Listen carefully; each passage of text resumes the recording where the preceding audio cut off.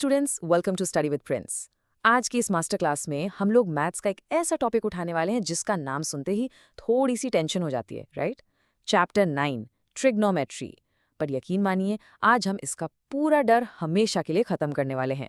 देखिए, सच बताऊं तो चैप्टर 9 आपके चैप्टर 8 से कहीं ज्यादा इजी है। सीरियसली। क्यों? क्योंकि इसमें हमें लंबी चौड़ी इक्वेशंस को प्रूव नहीं करना है। हम सीधा real world height and distance के प्रॉब्लम सॉल्व कर रहे हैं। तो बिल्कुल घबराने जैसी कोई बात नहीं है। इन फॉर्मूलाज को रियल लाइफ में अप्लाई करना एक्चुअली बहुत ही सीधा काम है। बस आपको प्रॉब्लम को थोड़ा सा विजुअलाइज करना आना चाहिए। Okay, let's dive into this. आज का हमारा प्लान एकदम क्लियर है। Number 1, the core formulas. Number 2, choosing the right ratio. Number 3, angles in real life. और लास्ट में, द मस्ट नो वैल्यूज।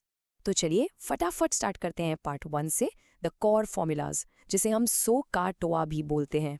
अब इस प्योर चैप्टर के क्वेश्चंस को सॉल्व करने के लिए आपको बस इन बेसिक फॉर्मूलाज को अपने दिमाग में फिट करना है। साइन रेशियो होता है perpendicular over hypotenuse, cos ratio होता है बेस ओवर हाइपोटेन्यूज, और अपना टैन रेशियो होता है परपेंडिकुलर ओवर बेस। यहाँ एक छोटी सी एडवाइस है, हमेशा इन इंग्लिश मैथमेटिकल टर्म्स का ही यूज करें, रेशियो, परपेंडिकुलर, बेस और हाइपोटेन्यूज, क्योंकि जब आप वर्ड प्रॉब्लम्स पढ़कर अपना राइट एंगल ट्रायंगल बनाएंगे ना, तो यही टर्म्स आपकी सबसे ज्यादा हेल्प करेंगे। Moving on to part 2, choosing the right ratio. Exam में आखिर कौन सा यूज करें? मैं अपने एक्सपीरियंस से बता रहा हूँ। यही वो एग्जैक्ट पॉइंट है जहाँ हमारे ज़्यादातर स्टूडेंट्स अटक जाते हैं। एग्जाम हॉल में बैठे हैं, क्वेश्चन पेपर सामने है, और दिमाग में सबसे बड़ा सवाल, साइन, कॉज और tan, which one two use? आखिर कौन सा फॉर्मूला लगाऊं? ये डिसीजन ही डिसाइड करता है कि आपका आंसर सही दिशा में जाएगा या नहीं। पर टेंशन मत लीजिए, इसमें डरने वाली कोई बात नहीं है। हमें वहाँ बैठकर कोई गेसिंग गेम नहीं खेलना है। हम एक logical step by step process follow करेंगे। Step 1, identify what you have. जो डायग्राम आपने ड्रॉ किया है ना, उसमें देखिए कि किस साइड की वैल्यू ऑलरेडी दी गई है। Step 2, identify what you need. आपको एग्जैक्टली कैलकुलेट क्या करना है। और step 3, match it to the correct ratio. इन दोनों साइड्स को लीजिए और अपने करेक्ट रेशियो से कनेक्ट कर दीजिए। बस आपका फॉर्मूला खुद ब खुद सामने आ जाएगा। और दिस ब्रिलियंटली इलस्ट्रेट्स कि कैसे हम इन्हें अप्लाई करते हैं। मान लीजिए आपको एक टावर की हाइट निकालनी है। अब टावर क्या है? परपेंडिकुलर। और आपको बेस का डिस्टेंस पता है, तो इन दोनों को जोड़ने वाला टैन रेशियो आप यूज करेंगे। वहीं दूसरी तरफ, अगर आसमान में उड़ती हुई किसी काइट की स्ट्रिंग की लेंथ निकालनी हो, तो स्ट्रिंग बन जाती है आपकी हाइपोटेन्यूज और हाइट होती है परपेंडिकुलर, तो वहां ऑब्वियस ही बात है साइन रेशियो आएगा। और अगर किसी दीवार पर एक लैडर यानी सीधी रखी है, तो उस लैडर की लंबाई निकालने के लिए आप बेस और हाइपोटेन्यूज को कनेक्ट करने वाला कॉस रेशियो यूज करेंगे। It's that simple. अब मैं आपको एक ऐसी मैसिव प्रो टिप देने वाला हूं जो एग्जाम में आपका कॉन्फिडेंस डबल कर देगी। क्या आपको पता है कि चैप्टर 9 के 90% प्रॉब्लम्स में, जी हाँ, एब्सोल्युटली 90% केसेस में, आपको सिर्फ और सिर्फ टैन रेशियो ही यूज करना पड़ेगा? ऐसा इसलिए क्योंकि रियल लाइफ में हमें मोस्टली बेस का डिस्टेंस दिया होता है और हम किसी टावर या बिल्डिंग की परपेंडिकुलर हाइट निकाल रहे होते हैं। सो रिमेंबर, टैन रेशियो इस चैप्टर का सबसे मेन रेशियो है। चलिए आगे बढ़ते हैं तीसरे पार्ट पर, एंगल्स इन रियल लाइफ। देखिए, वर्ड प्रॉब्लम्स को क्रैक करने के लिए वोकैब्युलरी को समझना आधी लड़ाई जीतने जैसा है। सबसे पहला टर्म है एंगल ऑफ एलिवेशन। जरा कल्पना कीजिए, आप ग्राउंड पर खड़े हैं और किसी बहुत लंबी बिल्डिंग के टॉप को यूपी वर्ड देख रहे हैं।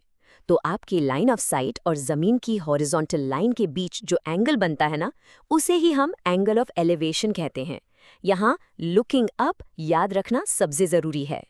और इसका जस्ट ऑपोजिट होता है एंगल ऑफ डिप्रेशन। अब इमेजिन कीजिए, आप किसी टावर की बालकनी पर खड़े हैं। जब आप वहां से नीचे रोड पर आती हुई किसी कार को डाउनवर्ड देखते हैं, तब आपकी आंखों के हॉरिजॉन्टल लेवल और लाइन ऑफ साइट के बीच नीचे की तरफ जो एंगल बनता है, वो है angle of depression. Simple words में, looking down means angle of depression.